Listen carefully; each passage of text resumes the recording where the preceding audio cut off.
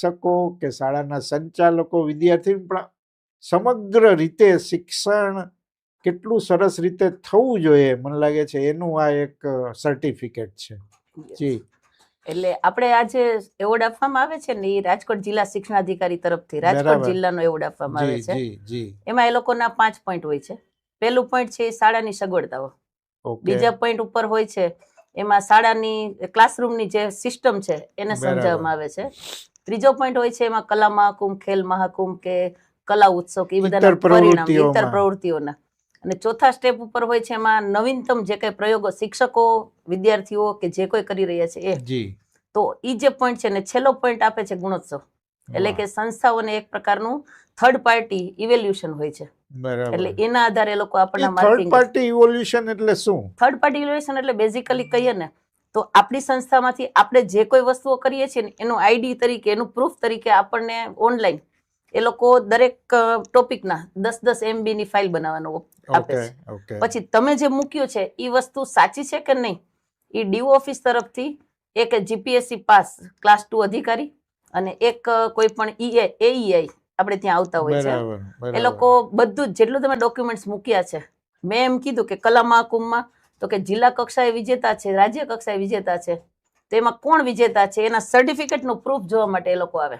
એટલે third party evaluation એ ID મોટી વાત છે, મોટી વાત છે. એટલે તમે ખોટી માહિતી આપી હોય તો તમને એ આ એવોર્ડ સ્વીકાર્ય નથી. બહુ મજાની વાત. પણ મને સમજવું છે એ કે શિક્ષણની દ્રષ્ટિએ તો કડવીબાઈ કન્યા વિદ્યાલય, પછી એ પ્રાથમિક વિભાગ હોય, માધ્યમિક વિભાગ હોય, તો શિક્ષણની દ્રષ્ટિએ તો અવ્વલ છે, ઇતર પ્રવૃત્તિઓમાં છે, પણ સાથે સાથે પરિણામમાં પણ એ અગ્રસર હોય છે. આ બધું એક લાઈનમાં કઈ રીતે આવે છે? એટલે સાચા અર્થમાં આમ ગણતરી કરીએ તો ઈશ્વરની કૃપા ને શિક્ષકો, ગ્રાન્ટેડ શિક્ષકો જે છે ને એ મેરિટના આધારે અમારી સંસ્થામાં પ્રાપ્ત થાય છે અમને. અને મેઇન એવું છે કે રાજકોટમાં જેને કામ કરવું છે ને એ જ કડવીબાઈ વિદ્યાલય પસંદ કરે છે. અમારી સંસ્થામાં સ્કૂલનો સમય 7:35 થી 1 નો છે, પણ એક પણ પીરિયડ હું કહું છું ત્યાં સુધી ગ્રાન્ટેડ સ્ટાફ ક્યારેય તમને ફ્રી જોવા ન મળે. બીજું, એ લોકો અન્ય પ્રવૃત્તિના ભાગરૂપે ગાંધીનગરમાં કી પર્સન તરીકે અને ટ્રેનર તરીકે પણ જતા હોય, એટલે એનો લાભ વિદ્યાર્થીઓને મળતો હોય. ત્રીજી વસ્તુ એ છે કે સેલ્ફ ફાઇનાન્સની કમ્પેરમાં એમ કહીએ તો ગ્રાન્ટેડ સ્ટાફ છે એ મેરિટના આધારે છે, પણ એની પાસે જે ડિગ્રીઝ છે, ધારો કે MA કરેલી વ્યક્તિ છે, એ 8મા ધોરણનું 9મા ધોરણનું ગુજરાતી ભણાવે તો એનું લેવલ એક તમને અલગ મળશે કે એના અનુભવના આધારે તમને સમજાવી શકે છે. તો ઈ એક પરિણામ અમને ખાસ દેખાય છે રિઝલ્ટના આધારે. બીજું એક અમારી સિસ્ટમ છે, સવારે સ્કૂલનો ટાઈમ આમ ગણતરી કરે 7:35 નો છે, પણ સ્કૂલમાં 6:45 થી 7:30 સુધી અમારી સ્કૂલમાં એક્ટિવિટીઝ બેઝડ વર્ક ચાલે છે. એમાં અમે કલા અને બધા સ્પોર્ટ્સને મહત્વ આપીએ છીએ, જેથી કરીને વિદ્યાર્થીઓમાં અંદરમાં રહેલી જે શક્તિઓ છે ને એ 45 મિનિટમાં એની એનર્જી છે એ સ્ટ્રોંગ થાય. પછી અમે આ સમૂહ પ્રાર્થનાની સિસ્ટમ છે. અમારા મેદાનમાં એક સાથે ધોરણ 9 થી 12 ના 1435-36 વિદ્યાર્થીઓ એક સાથે બેસે. સમગ્ર સ્ટાફને 7:35 થી 7:40 ની વચ્ચે બેસે સાથે. સ્ટેજ ઉપર ગોઠવાયેલા હોય, ક્યારેય અમારે કોઈ સૂચના આપવી નથી પડતી. મેઇન વસ્તુ એ છે કે એમાં પણ અમે એક સિસ્ટમ રાખી છે કે દર સોમવારે વીકલી ટેસ્ટ હોય, દર મંગળવારે હોય તો એરોબિક્સ કરાવીએ, દર બુધવારે એમાં રોજે રોજ એક. પછી સુરતની અત્યારે એક ખાસ ફેશન છે કે પાવર ગરબા. એને લીધે શું છે કે એ લોકો એક્ટિવિટી સાથે એ લોકોની ગમતી વસ્તુ પણ એને મળી રહે છે. પછી ત્રીજે દિવસે એવું હોય તો સ્પેશિયલી ગરબા, ચોથે દિવસે ધ્યાન અને યોગ, અને 5મે દિવસે એ લોકો સ્પેશિયલી એને જે ગમતી એવી સાહિત્યને લગતી પ્રવૃત્તિ કરે. અને દર શનિવારે બીજી બધી રાજકોટની સંસ્થાઓ હશે ને, ગુજરાતની બધી સંસ્થાઓ દર શનિવારે વહેલી છૂટતી હશે, પણ અમારી સ્કૂલમાં એવો નિયમ નથી. અમે એને એક એવી રીતે ડાયવર્ટ કરી દીધું છે કે સ્કૂલનો ટાઈમ ફિક્સ છે, પણ દર શનિવારે અમે સ્પેશિયલ એસેમ્બલી કરીએ છીએ. એટલે એને કારણે 7:45 થી 9 આખા વીકમાં કોઈ પણ એવી વ્યક્તિ જે છે કે જે ખરેખર વિદ્યાર્થી લક્ષી કંઈક વક્તા તરીકે આવી શકે, કોઈ સેમિનાર લે, કોઈ વર્કશોપ કરાવે, અથવા તો એમ લાગે આપણને કે રાજકોટના સારામાં સારા કવિ છે તો એની મુલાકાત અમે સ્કૂલમાં ગોઠવીએ અને વિદ્યાર્થીઓ વચ્ચે ટેક્સ્ટ બુકને લગતી કવિતાઓ છે એ કંઠસ્થ કરાવે. એટલે એ અમારું આયોજન છે.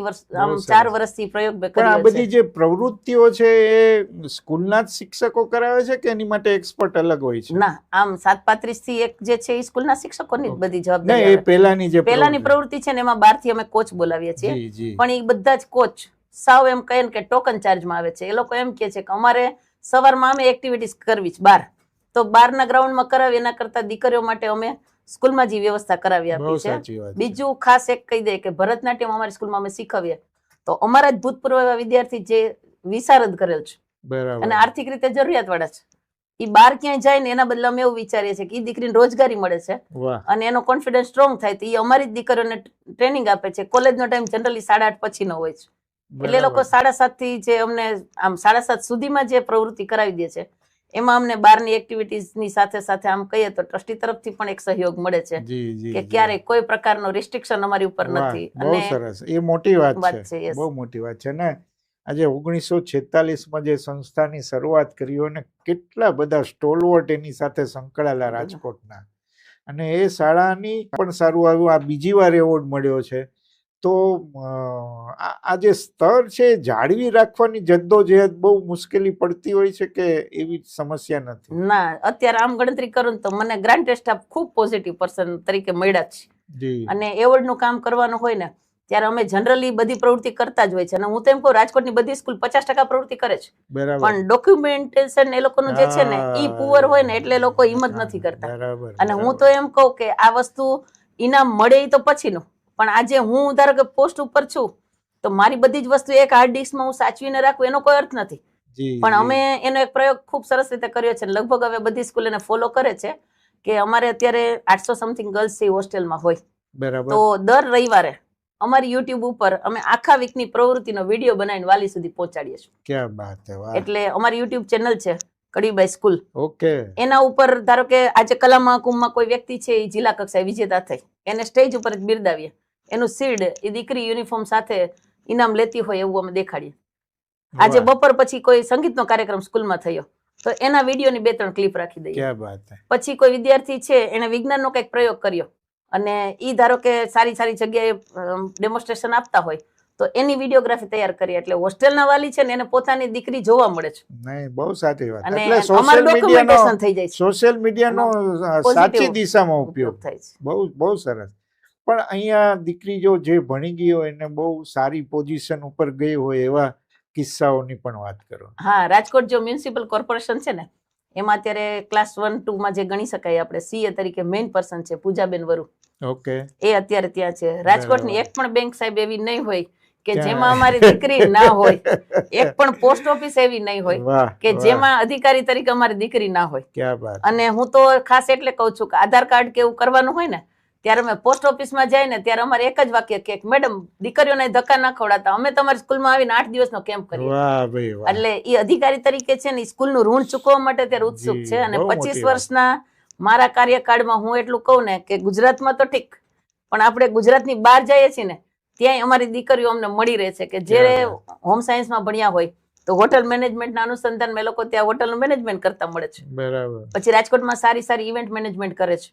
પછી એક પણ એવી હોસ્પિટલ નથી. આજે રાજકોટમાં તમે જો વોકાર્ડ હોસ્પિટલમાં ડાયટિશિયન અમારા દીકરી છે, વાહ. એસસીજી હોસ્પિટલમાં અમારા દીકરી છે, સ્ટર્લિંગમાં અમારા દીકરી છે, અમદાવાદની એપોલો હોસ્પિટલમાં ડાયટિશિયન અમારા દીકરી છે. એટલે બધી દીકરીઓ પોતપોતાના સ્ટેટસ પ્રમાણે. અને બીજું કોમર્સ છે તો કોમર્સના આધારે મોટા ભાગે ગણતરી કરીને તો MBA અને MCA કરનાર છે, પણ CA કરનારનું લેવલ પણ અમારી સ્કૂલમાં ઘણું છે. પ્લસ રાજકોટમાં અત્યારે મામલતદાર તરીકેની પોસ્ટમાં છે એવી 2-3 દીકરીઓ અત્યારે મારા સંપર્કમાં છે કે જે એક કોમલબેન વાઢેર છે, પછી સુવિધાબેન ગોહિલ છે, શ્રદ્ધાબેન ગોહિલ છે, જે અમારી પાસે વિદ્યાર્થી તરીકે ભણ્યા છે. પ્લસ રાજકોટની સારી કોલેજમાં પ્રોફેસર તરીકે જોબ કરે છે, અમદાવાદની નિરમા યુનિવર્સિટીમાં જોબ કરે છે. એટલે પ્રોફેસરની પોસ્ટ ઉપર અમારા દીકરીઓ છે કે નામજોગ અમે અત્યારે સંપર્કમાં છે. સોશિયલ મીડિયાના માટે ઉદાહરણરૂપ છે. અને મુખ્ય વસ્તુ એવું છે કે આ હું ખાસ એટલા માટે કહું કે રાજકોટમાં એક સ્કૂલ એવી નહીં હોય કે જેમાં અમારી દીકરી શિક્ષક તરીકે ના હોય. વાહ ભાઈ વાહ, બહુ સરસ, બહુ સરસ. ના, બહુ મોટી વાત છે.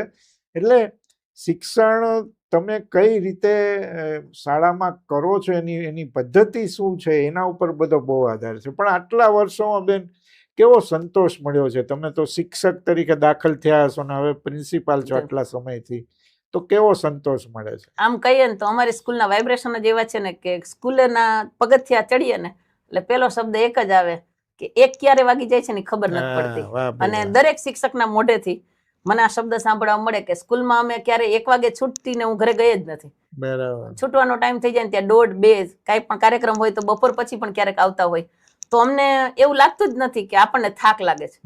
અને મેઇન એવી વસ્તુ છે કે ભૂતકાળમાં જે પૂર્વજોએ વાવેલું છે ને એને અમારે ખાલી સાચવવાનું છે. બહુ સાચી વાત. અને ખાસ અમારી જે સંસ્થા છે સુભદ્રાબેન શ્રોફ, એને જે પોતાની લાગણીથી, ભક્તિબા છે, દરબાર સાહેબ છે, આ બધા જ વ્યક્તિઓ એવા છે કે જેણે પોતાના ઢેબરભાઈ છે, ઉછરંગરાયભાઈ ઢેબર, તો ઈ બધાએ જે અમારી સ્કૂલમાં વાવેલું છે ને એના વાઇબ્રેશન કે એની ઓરા અમને ફીલ થાય છે. બરાબર. એટલે અમને કોઈ દિવસ થાક લાગતો નથી. પ્લસ ગાઈડન્સ આપે છે. કેવા બધા નામી રાષ્ટ્રીય નેતાઓના ઉતારા રહેતા હતા કડ્યુભાઈ વિદ્યાલયમાં. હા, ઇન્દિરા ગાંધીજી આવેલા છે, નહેરુજી આવેલા છે, મોરારજીભાઈ દેસાઈ આવેલા છે. પ્લસ અમારી સ્કૂલમાં કથાઓ કરેલી છે અલગ અલગ. અને અમે એક વસ્તુ એટલું માનીએ છીએ કે ધાર્મિકતા છે ને, સનાતન વસ્તુ છે ને, ઈ ક્યારે છોડવાની નહીં. બરાબર. એટલે એના વાઇબ્રેશન આપણે કહીએ તો પોઝિટિવ એનર્જી છે ને આપણને એમાંથી જ મળતી હોય. એટલે સવારમાં જ વિદ્યાર્થીઓ સમૂહ પ્રાર્થના કરે છે ને, ત્યારે હંમેશા વિદ્યાર્થીને 2 દિવસ અમે પ્રાર્થના ન કરીએ ને તો એનો પહેલો શબ્દ એમ મને એક સજેશન બોક્સ મેં રાખ્યું છે, એમાં એ લોકો મન પડે ત્યારે ચિઠ્ઠી મૂકી જવાની, નામ નહીં લખવાનું. દર અઠવાડિયે 15 દિવસે ઈ લોક એન્ડ કીમાં બધું મૂકતા જાય. એક બોક્સ રાખ્યું છે, એમાં સ્ટેજ ઉપર જ રાખેલું છે. એમાં એક જ વાક્ય આવે, 2 દિવસથી પ્રાર્થના નથી કરીને તો મજા નથી આવતી. એટલે આ એક એનર્જી છે કે આપણને મોટિવેટ કરે છે કે આપણે એને મોટિવેટ કરીએ છીએ, ખબર નથી રહેતી. ના, બહુ મજાની વાત છે. પણ આટલા વર્ષોથી તમે કામ કરી રહ્યા છો શિક્ષણ ક્ષેત્રે, બીજી સંસ્થાઓ પણ જોઈ હશે તમે. શું હજી તમને આજના શિક્ષણમાં, તમારી સંસ્થામાં કે આજના શિક્ષણમાં, નવી શિક્ષણ નીતિ પણ હવે આવી ગઈ છે, શું તમને લાગે છે શિક્ષણ કઈ દિશામાં જઈ રહ્યું છે? એટલે સાચા અર્થમાં મેરિટના આધારે જ ખાલી વિદ્યાર્થીઓ આગળ વધે છે ને ઈ ખોટું છે. બરાબર. અમે સ્કિલ બેઝડ ઉપર જઈએ છીએ અને દીકરીઓને પણ કહીએ છીએ કે 99.99 PR લાવનાર, એટલે કે જે બોર્ડનો ફર્સ્ટ વિદ્યાર્થી છે, 94% લાવનાર છે, એ સક્સેસ જાય એવું નક્કી નથી. બરાબર. પણ તમે સ્ટેજ ઉપર ઉભા રહ્યો છો, સારા એન્કર છો, તો રાજકોટમાં રાજકોટના ઘણા બધા ચેનલમાં એમાં અમારી દીકરીઓ કામ કરી શકે છે. તેના ટકા તમે પૂછશો 60% છે. એટલે નવી જે શિક્ષણ નીતિ છે ને ખરેખર જરૂરી છે કે જેમાં સ્કિલ બેઝડ એ લોકો વર્ક કરાવવાના છે. બીજી વસ્તુ અત્યારે ગણતરી કરીએ ને તો સેલ્ફ ફાઇનાન્સના ટક્કરમાં ખાલી ભણાવવાથી સ્કૂલ નહીં ચાલી શકે. દરેક શિક્ષકમાં પણ એક કઈક કલા હોવી જોશે. અને ઈ કલામાં ખાલી શૈક્ષણિક કામ કરી દીધું